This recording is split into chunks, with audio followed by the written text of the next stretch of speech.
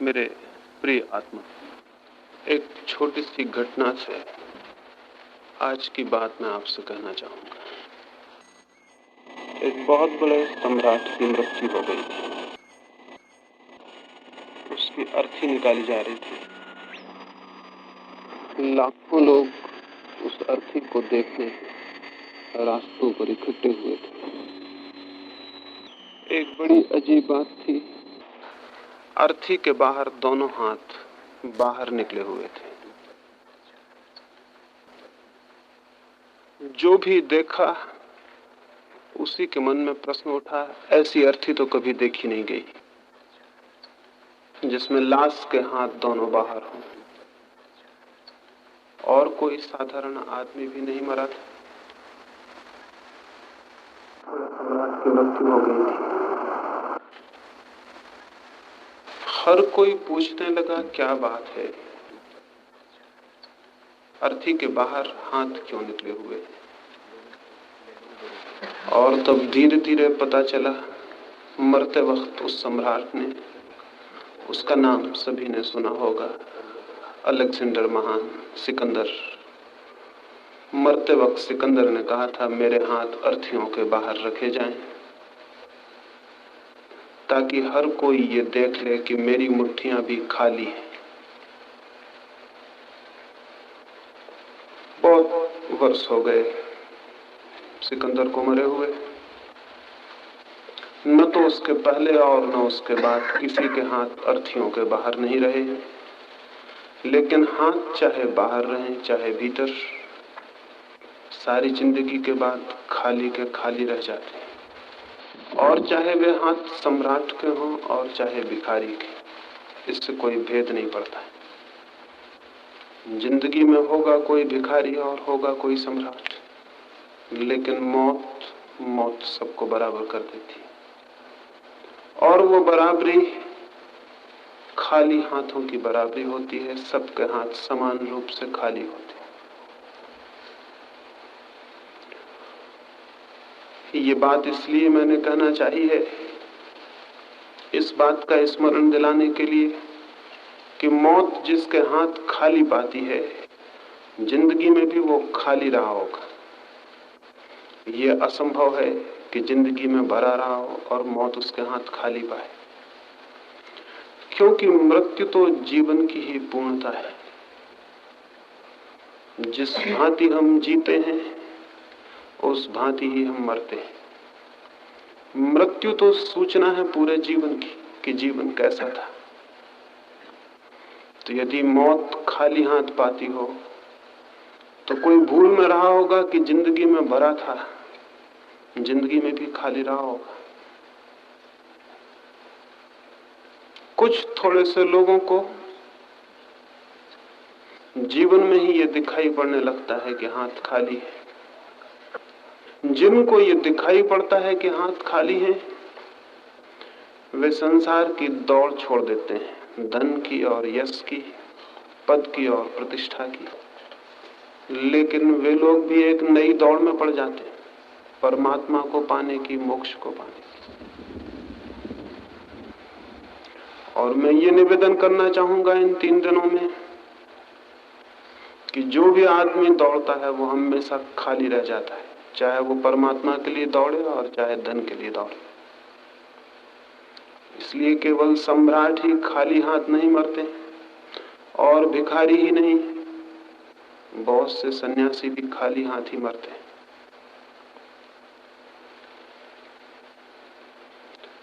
जीवन में जो भी पाने जैसा है वो दौड़ के नहीं पाया जा सकता है। जीवन का सौंदर्य और जीवन का सत्य और जीवन का संगीत कहीं बाहर नहीं है कि कोई दौड़े और उसे पाले। जो कुछ भी बाहर होता है उसे पाने के लिए यात्रा करनी होती है, चलना होता है। और जो भी भीतर है उसे पाने के लिए जो यात्रा करेगा वो भटक जाएगा। क्योंकि यदि मुझे आपके पास आना हो तो मैं चलूंगा और तब आपके पास पहुंच सकूंगा। और अगर मुझे अपने ही पास पहुंचना हो तो चलने से कैसे पहुंचा जा सकता है? मैं तो जितना चलूंगा उतना ही दूर निकल जाऊंगा। अगर मुझे अपने पास पहुंचना है तो मुझे सारा चलना छोड़ देना पड़ेगा, दौड़ना छोड़ देना पड़ेगा, तो शायद मैं पहुंच जाऊं। तो एक तो रास्ता वो है जो बाहर की तरफ जाता है, जिस पर हमें चलना पड़ता है, श्रम करना पड़ता है, पहुंचना पड़ता है। एक रास्ता ऐसा भी है जिस पर चलना नहीं पड़ता और जो चलता है वो कभी नहीं पहुंचता, जिस पर रुकना पड़ता है और जो रुक जाता है वो पहुंच जाता है।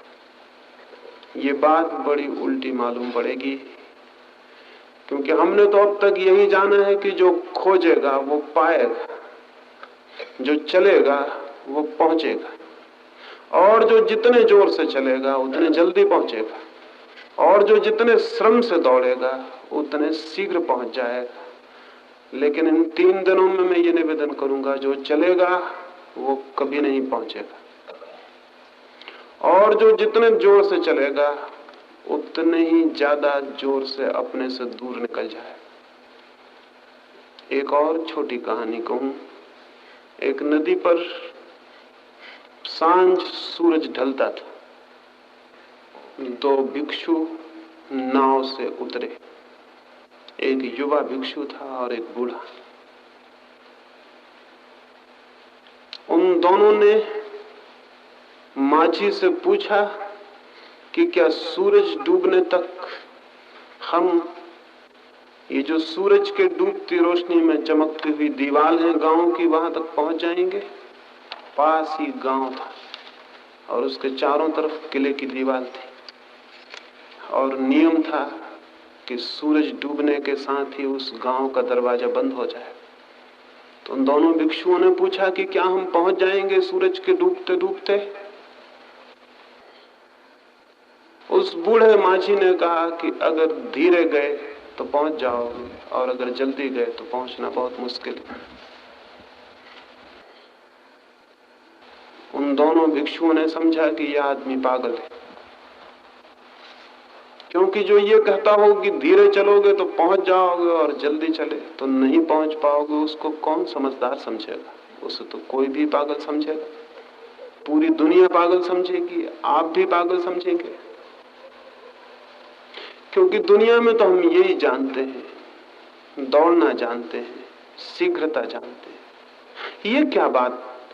उसकी बात सुनने को फिर वे और नहीं ठहरे, उसकी बात सुनने जैसी नहीं थी, उसकी पहली बात ही बड़ी गड़बड़ थी। वे दोनों भागे। उचित था यही, तर्क यही कहता है, बुद्धि यही कहती है, अगर पहुंचना है तो दौड़ो। और सूरज ढला जाता है, सांझ हुई जाती है, रात घिर आएगी, द्वार बंद हो जाएंगे, पहुंचना मुश्किल है, फिर रात बाहर ही ठहर जाना होगा। इसलिए वे भागे, जितनी उनमें शक्ति थी उतनी शक्ति लेके भागे। थोड़ी ही देर बाद बूढ़ा भिक्षु गिर पड़ा। उतनी शक्ति न थी दौड़ने की, सिर पर बोझ था, ग्रंथों का ग्रंथ लिए हुए था। गठरी गिर गई और ग्रंथ बिखर गए और उनके पन्ने उड़ गए। पीछे से उस माझी ने अपनी नौका बांधी और वो भी अपनी पतवार लेकर धीरे धीरे आता था। युवा भिक्षु बूढ़े भिक्षु के पैरों से खून को साफ कर रहा था और पट्टी बांध रहा था। उस माझी ने आके कहा कि मेरे मित्रों, मैंने कहा था अगर धीरे जाओगे पहुंच जाओगे, अगर जोर से गए नहीं पहुंच पाओगे। तब उन्हें ख्याल में आया कि धीरे चलने की भी कोई कला होती है। लेकिन उसने तो कहा था धीरे चलोगे तो पहुंच जाओगे। इन 3 दिनों में मैं तो और भी बड़े पागलपन की बात आपसे कहने को हूं। मैं तो ये कहने को कि चले तो कभी ना पहुंच पाओगे। तो जब धीमे चलने को ही कोई पागलपन समझे और तेजी से चलना समझदारी मालूम हो, तो फिर मेरी बात कैसी लगेगी? लेकिन कुछ कारण हैं जिनसे ऐसा कहता हूं। वो कारण तो धीरे धीरे 3 दिनों में आपको स्पष्ट करूंगा। आज तो शुरू में सूत्र रूप में कुछ बातें कह देना जरूरी है जो 3 दिनों में आपके ख्याल में आ जाएंगी। सबसे पहली बात यही है, और वो ये कि मनुष्य के भीतर कुछ है, और जो उस भीतर के सत्य को जाने बिना जीवन में कुछ भी खोजता है वो व्यर्थ ही खोजता है। यदि मैं ये भी न जान पाऊं कि मैं क्या हूं और कौन हूं, तो मेरी सारी खोज का क्या अर्थ होगा। चाहे वो खोज धन की हो, चाहे पद की, चाहे यश की, चाहे परमात्मा की और चाहे मोक्ष की, मेरी सारी खोज व्यर्थ होगी, क्योंकि जो मैं था उसको भी मैंने नहीं जाना था। और ये जो मैं हूं, इसे जानने के लिए कहां दौड़ेंगे, कहां जाएंगे, क्या करेंगे। इसे जानने को तो सारी दौड़ छोड़कर रुक जाना पड़ेगा।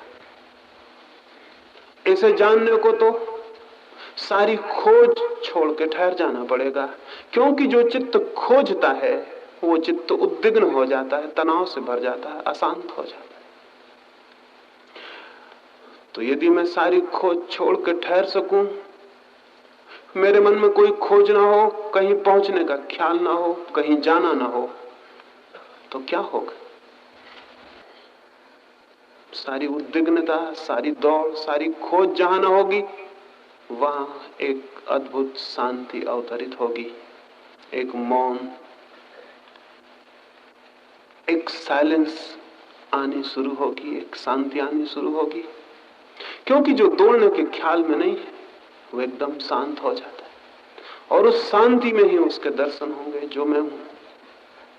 इसलिए कोई कभी खोज के नहीं खोज सका है स्वयं को, ठहर के, रुक के। वो तो हम आने वाले दिनों में बात करेंगे। लेकिन क्या मिल जाएगा अगर हम सारी खोज छोड़ के स्वयं को जानने में समर्थ हो जाएं? तो क्या मिल जाएगा? मिल जाएगा ये कि हाथ खाली नहीं है, ये ज्ञात हो जाएगा। अभी हमें लगते हैं कि हाथ खाली है, इसलिए भरने का ख्याल है, इसलिए दौड़ते हैं, खोजते हैं, किसी भांति भरापन मिल जाए, फुलफिलमेंट मिल जाए, क्योंकि ये खालीपन, अभाव घबराता है, दरिद्रता, दीनता मालूम पड़ती है कि मैं कुछ भी नहीं, मेरे पास कुछ भी नहीं। दौड़ते हैं, भागते हैं, लेकिन कोई आज तक दौड़ के और भाग के उस भरेपन को उपलब्ध नहीं हो पाया जिसकी खोज। जिनके पास सब कुछ इकट्ठा हो जाता है वे भी भीतर दरिद्र बने रहते हैं। उनके भीतर भी भिखारी का अंत नहीं होता, उनके भीतर भी वो मांगने वाला समाप्त नहीं होता है। वो मांगे चले जाते हैं, मांगे चले जाते हैं। उनकी दौड़ का भी कोई अंत नहीं होता। अकबर से मिलने फरीद नाम का एक फकीर गया था। उसके गांव के लोगों ने फरीद से कहा था कि अकबर से प्रार्थना करो, मित्र है तुम्हारा, गांव में एक छोटा सा स्कूल खोल दे। फरीद गया, सोचा था अकबर के पास तो बड़ी सामर्थ्य है, क्या एक स्कूल के लिए मना करेगा। जल्दी से बहुत सुबह ही पहुंच गया। अकबर प्रार्थना पढ़ता था, सुबह की नमाज पढ़ता था। फरीद पीछे खड़ा हो गया। अकबर ने नमाज पूरी की, हाथ जोड़े और कहा, हे परमात्मा, मेरे धन को बढ़ा, मेरे राज्य को और बढ़ाकर, मेरी सीमाओं को बढ़ाकर। फरीद ने सुना, वो लौट पड़ा।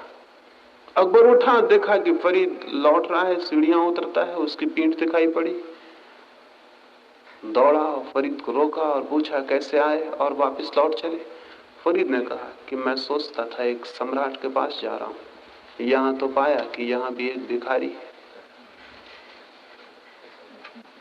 मैं तो सोचता था कि तुमसे कुछ मांगूंगा गांव के लिए, लेकिन मैंने देखा कि तुम तो खुद ही मांग रहे हो। मैं बड़ी भूल में रहा, और अब मांगना ही होगा तो उसी से मांग लेंगे जिससे तुम मांगते थे। अब तुम्हें बीच में लेने की क्या जरूरत रही। लेकिन एक भ्रम मेरा टूट गया कि मैं सोचता था कि सम्राट के भीतर का भिखारी मर जाता है। ये भ्रम मेरा टूट गया। वस्त्र सम्राट के हो जाते हैं, आत्मा भिखारी की ही बनी रहती है। दुनिया में दो तरह के भिखारी हैं, एक जिनके वस्त्र भिखारी के हैं और एक जिनके वस्त्र सम्राटों के। लेकिन जहां तक आत्मा का संबंध, मुश्किल से कभी कोई सम्राट होता है, सभी लोग भिखारी होते हैं। मांग बंद नहीं होती, मांगते ही चले जाते। क्यों मांगते चले जाते हैं?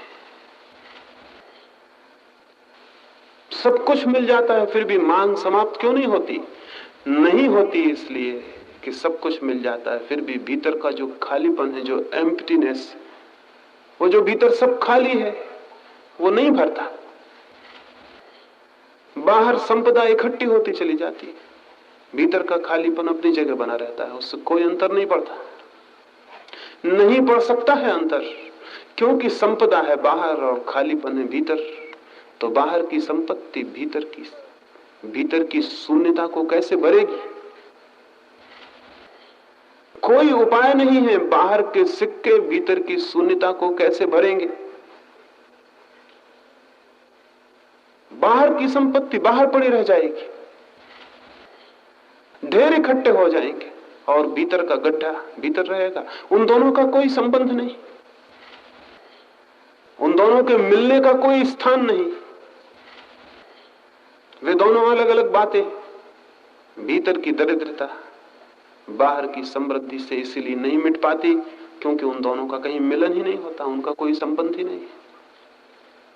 लेकिन क्या भीतर की भी कोई समृद्धि हो सकती है? कुछ लोग सोचते हैं कि हो सकती, तो वे भजन में, पूजा में, प्रार्थना में लग जाते हैं।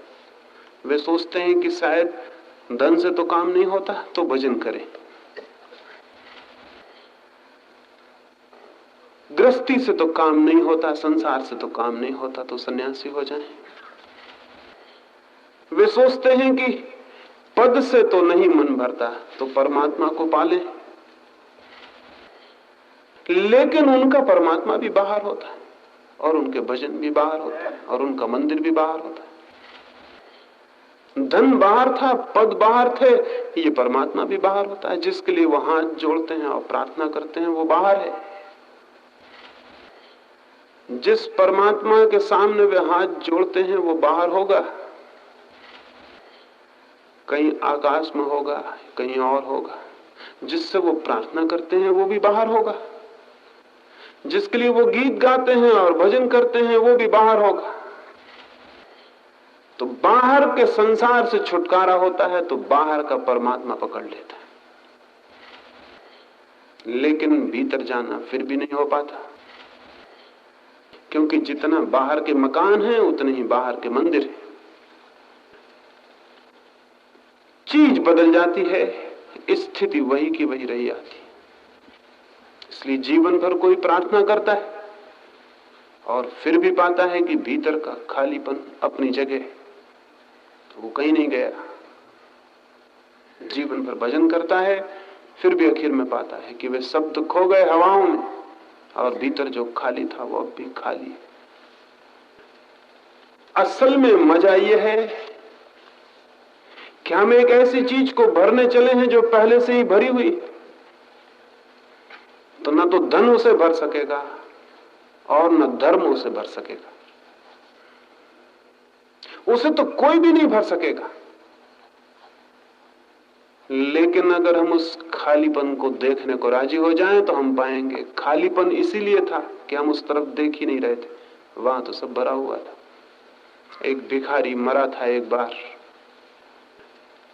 और जिस जमीन के टुकड़े पर बैठ के बाजार में वो भीख मांगता रहा जीवन भर, मरने के बाद 30 साल बाद उसके गांव के लोगों ने उसे तो हटाया, उसकी लाश को हटाया, और 30 साल उसी जगह अपने चीथड़े और गंदगी फैलाए बैठा रहा था। तो उसकी सफाई करनी जरूरी हो गई थी, तो उन्होंने सफाई की और थोड़ी थोड़ी जमीन खोद के भी सफा करवा दी। 30 साल से भिखमंगा वहां बैठा रहा था, जमीन उन्होंने थोड़ी सी खोदी, वो हैरान हो गए। जमीन खोदते ही वहां तो अटूट खजाना गड़ा हुआ था। और तब वे हंसने लगे कि मुश्किल अजीब बात हो गई, भिखारी उसी खजाने पर बैठा हुआ भीख मांगता रहा। 30 साल चिथड़ों में जिया, भूखा मरा और मर गया, और जिस जमीन पर बैठा था वहां खजाना गड़ा था। उन लोगों ने मुझे ये खबर बताई, उस गांव के लोगों ने। तो मैंने उनसे कहा कि तुम उस भिखारी पे हंस रहे हो और तुम मर जाओगे तो दूसरे लोग तुम पे हंसेंगे।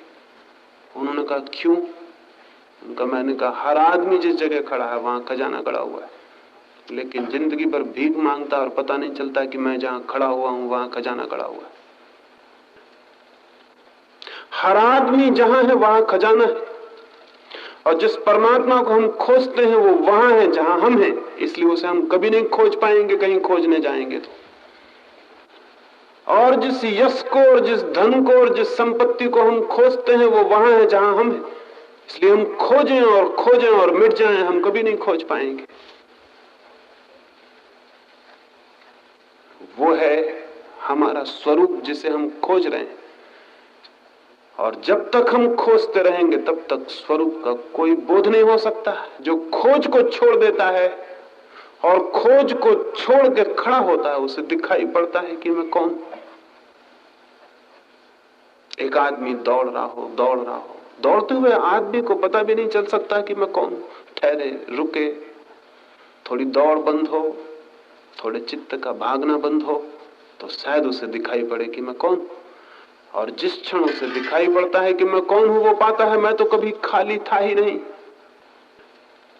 बुद्ध को समाधि उपलब्ध हुई। कुछ लोगों ने जाकर उनसे पूछा कि आपको ज्ञान उपलब्ध हुआ है, आपको क्या मिला ज्ञान में? बुद्ध हंसने लगे और उन्होंने कहा कि मिला तो कुछ भी नहीं, बल्कि कुछ खो गया। वे लोग हैरान हुए और उन्होंने कहा कि हम तो सुनते रहे हैं कि ज्ञान होता है तो कुछ मिलता है। बुद्ध ने कहा नहीं, मिला तो कुछ भी नहीं, क्योंकि जैसे ही आंखें खुली दिखाई पड़ा कि जिसे मैं सोचता था कि खो गया है वो तो खोया ही नहीं था। मिला वही जो सदा से मिला ही था, इसलिए उसे मिलना नहीं कह सकता हूं। हाँ, कुछ खो जरूर गया, ये भ्रम खो गया कि मेरे पास कुछ भी नहीं है। ये जो दौड़ है हमारी, इस दौड़ को बदल नहीं लेना है। एक चीज को छोड़कर हम दूसरी चीज के लिए दौड़ने लगे, इससे कोई फर्क नहीं पड़ता, इससे कोई भी फर्क नहीं पड़ता है। जब तक हम दौड़ते हैं तब तक हम नहीं पा सकेंगे। तो कैसे हम रुक जाएं, कैसे हम ठहर जाएं? क्या कोई उपाय है, कोई मार्ग है कि हम ठहर जाएं? क्या कोई दृष्टि है जहां हम रुक जाएं? उसकी तो हम 3 दिनों में बात करेंगे, लेकिन उस बात की तैयारी के लिए कि उस बात को वो बात आपको दिखाई पड़ सके, कुछ थोड़े से सूत्र आपसे कहना चाहूंगा, जिनके आधार पर अगर 3 दिन हम थोड़े से जिए तो शायद जो बात मैं कहूं वो आपको दिखाई पड़ जाए। क्योंकि महत्वपूर्ण ये नहीं है कि मैं कुछ कहूं, मेरे कहने का क्या महत्व है। सवाल तो ये है कि वो आपको दिखाई पड़ जाए। हो सकता है कि मैं कहता रहूं और आपको दिखाई न पड़े, तो उस कहने का कोई भी प्रयोजन नहीं है, कोई अर्थ नहीं है। इसलिए ये महत्वपूर्ण नहीं है बहुत कि मैंने क्या कहा, बहुत महत्वपूर्ण ये होगा कि आपने कैसे सुना। तो इन 3 दिनों में अगर कुछ सूत्रों पर आप प्रयोग करेंगे तो जो मैं कहूंगा शायद वो कम्युनिकेट हो पाए, वो आप तक पहुंच पाए, आप तक मेरी बात पहुंच जाए। बहुत कठिन है ये बात, किसी की बात किसी तक पहुंचनी बहुत कठिन है। इतना काफी नहीं है कि मैं बोल दूं और आप तक पहुंच जाए। आपके भीतर अगर उस बात से जुड़ने की कोई तैयारी हो तो दिखाई पड़ सकती, और नहीं तो उल्टा भी हो सकता है। उल्टा ये हो सकता है कि मैं कुछ कहूं, आपको कुछ सुनाई पड़े। अक्सर तो ऐसे ही होता है। अक्सर ऐसा ही होता है, क्योंकि जब मैं यहां बोलूंगा तब आप भी अपने भीतर बोले चले जाएंगे। एक बहुत बड़े मनोवैज्ञानिक के चिकित्सालय में 2 पागल नए नए चिकित्सा के लिए लाए गए। वे दोनों ही किसी विश्वविद्यालय के अध्यापक थे, और जैसा कि अक्सर होता है, अध्यापक अगर अध्यापक बना ही रह जाए तो उसके पागल हो जाने के खतरे पैदा हो जाते हैं, क्योंकि वो सीखना तो बंद कर देता है और सिर्फ सिखाता है। वो धीरे धीरे ये भूल ही जाता है कि उसको भी कुछ सीखना है। और जो आदमी ये भूल जाए कि मुझको कुछ सीखना है, सिर्फ सिखाना है, वो आदमी पागल नहीं हो जाएगा तो क्या होगा। उन दोनों अध्यापकों पर भी ये मुसीबत आ गई थी, और करीब करीब दुनिया में सभी अध्यापकों पर आ रही। वो दोनों पागल हो गए थे। वो दोनों भर्ती किए गए थे। मनोवैज्ञानिक उन्हें खिड़की में से छुप के उनका अध्ययन करता था कि वो क्या करते हैं। वो एक बड़ी अजीब बात करते थे। एक बोलना शुरू करता था तो बोले ही चला जाता था। दूसरा बैठ के बिल्कुल चुपचाप सुनता था। जब वो बोलना बंद कर देता था तो दूसरा बोलना शुरू करता था। लेकिन दूसरा जहां से शुरू करता था वहां से पहले वाली की बात का कोई संबंध ही नहीं होता था। वो मनोवैज्ञानिक बहुत हैरान हुआ। उनका कोई वास्ता ही नहीं था। जो एक कहता था उससे दूसरे का कोई संबंध नहीं था, लेकिन दूसरा रुकता था जब तक एक बोलता था। उसने जाके उनसे पूछा कि मेरे मित्रों, बड़ी हैरानी की बात है, तुम्हारी बातों में तो कोई संबंध नहीं है, फिर रुकते क्यों हो? एक आदमी बोलता है तो दूसरा रुकता क्यों? तो उनमें से एक पागल ने कहा, हम जानते हैं कन्वर्सेशन कैसे किया जाए, बातचीत कैसे की जाए। ये तो नियम है बातचीत का कि जब एक बोलता हो तब दूसरा चुप रहे। तो हम चुप रहते हैं, और जब वो थक जाता तो हम शुरू करते हैं बोलना, फिर उसको चुप रहना पड़ता है। मैंने ये घटना पढ़ी और मैंने सोचा कि ये तो बात बड़ी सच्ची है। सारी दुनिया में सभी लोग इसी बात तो बातचीत करते हैं। जब तक मैं बोल रहा हूं तब तक आप भी अपने भीतर बोले जा रहे हैं। मैं जो बोल रहा हूं उससे और आपके बोलने का क्या संबंध है? कोई भी संबंध नहीं है। हाँ, हम अभी इतने पागल नहीं हैं। हम बातचीत करते हैं तो जब एक बंद होता है तब दूसरा शुरू करता है। और हम इतने पागल नहीं हैं कि बिल्कुल असंगत बात शुरू कर दें, इसलिए दूसरा जहां खत्म करता है वहां से बहाने मात्र को कोई बात ले लेते हैं और अपनी बात शुरू कर देते हैं। बस वो बहाना पर होता है बात शुरू करने का, फिर बात शुरू हो जाती है। हम सब इस भांति बातचीत करने के आदी हैं। यहां मैं कोई बातचीत नहीं करूंगा 3 दिनों में आपसे। तो अगर मैं बोल रहा हूं उस वक्त आप भी अपने भीतर बोले चले जा रहे हैं, तो इस भ्रम में आप ना रहें कि आपने वही सुना जो मैंने कहा था। वो आप नहीं सुन सकेंगे। और सच तो यह है कि वो आपने कभी नहीं सुना, और आपने जिंदगी में हमेशा अनुभव किया होगा। अगर आप पति हैं तो आपने अनुभव किया होगा कि मैं पत्नी से जो कहता हूं ये तो उत्तर जो देती है उसका कोई संबंध ही नहीं। अगर आप पत्नी हैं तो आपने अनुभव किया होगा कि पति से जो मैं कहती हूं वो तो न मालूम क्या मतलब ले लेते हैं और झगड़ा खड़ा हो जाता है। वो तो मैंने कभी कहा ही नहीं था, वो मेरा अभिप्राय नहीं था, वो मेरा प्रयोजन नहीं था। बच्चे जानते हैं कि माँ बाप से उन्होंने जो कहा उनका प्रयोजन नहीं था, उन्होंने न मालूम क्या अर्थ ले लिया। माँ बाप जानते हैं कि बच्चों, हमने जो कहा बच्चों ने क्या अर्थ ले लिया। हम सब अर्थ ले रहे हैं, समझ कोई भी नहीं रहा है। इसलिए तो 24 घंटे कलह खड़ी हो जाती है, क्योंकि जो कहा गया वो हम सुनते नहीं, हम कुछ और सुन लेते।